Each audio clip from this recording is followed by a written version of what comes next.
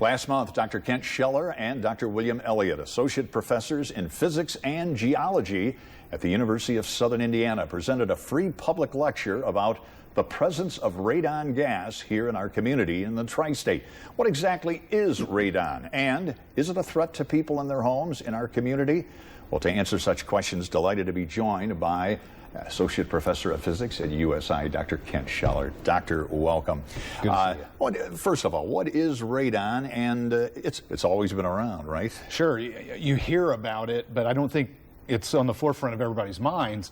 Radon is a radioactive substance. You may have seen it on the periodic table when you were in high school. And it's in the soil, but it originates from uranium deep in the soil.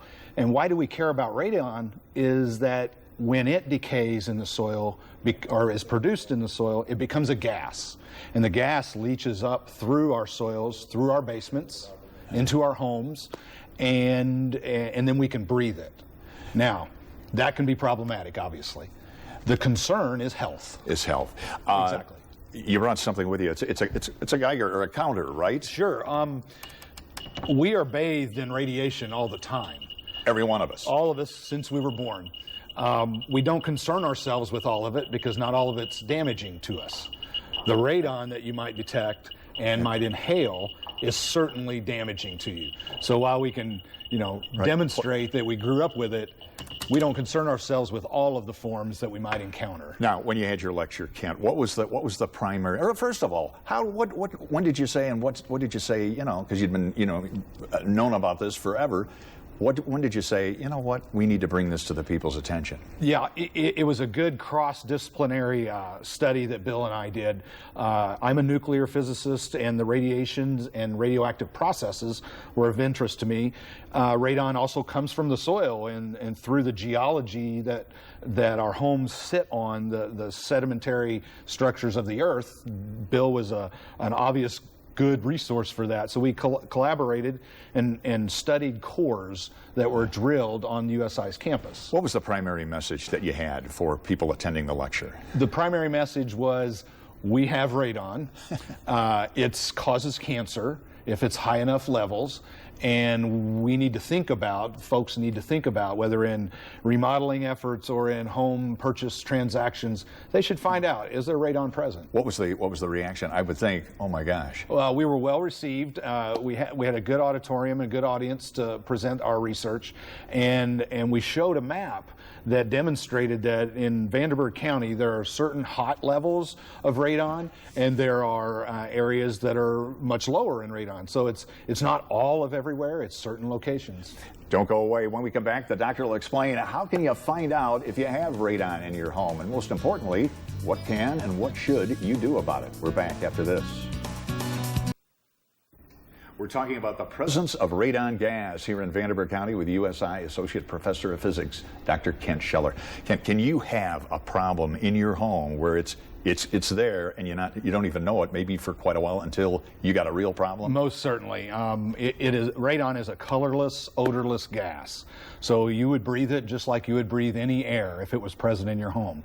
So the levels of that radon, if they surpass certain demonstrated measurements, can cause a really bad problem for you. How do you know you have it in your home, and how's it getting into your home? Well, there are multiple ways you can detect whether radon is in your home.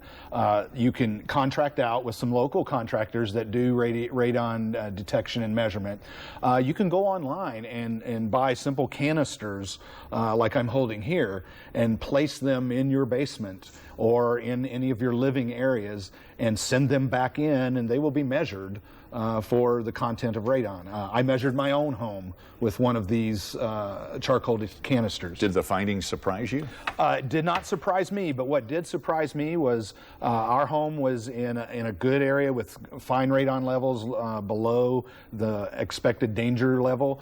My brother, living 8 to 10 miles away from me, double the rate at which you have to do something about it. So you measure it. You got to measure it. Okay. Once you've got it, you say we got a problem. What do you need to do? What are the first steps to get rid of it? It's simple venting of a gas. The way you run your dryer vent from the back of your dryer out of your home to pump warm air out, you literally drill a hole in your basement floor, put a pipe, and vent it to the outside world. If people want to learn more, what's the best way to go about it, Doctor? Certainly, there's a lot of online resources. We will be posting radon links on the USI homepage. If they search for me, I'm happy to provide any information that they could need. Again, going back, people when it's a fascinating subject. Are we getting more and more aware of it, do you think? Certainly more and more aware. Social media? We live in information age. Right. People know about it, but don't know the details. So now we're giving them enough information to go out and look. Let's go out and find out, where can I measure, how can I measure, and if I have too high of radon in my home, because you have radon in your home, it's a matter of is it too high. If it is too high, you can go find out and get it fixed. Got it. Dr. Kent Scheller. And for more, go to USI website, correct? I will have a website up and running very soon.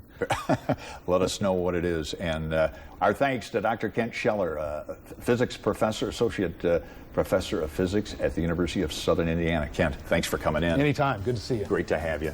Hey, when we come back...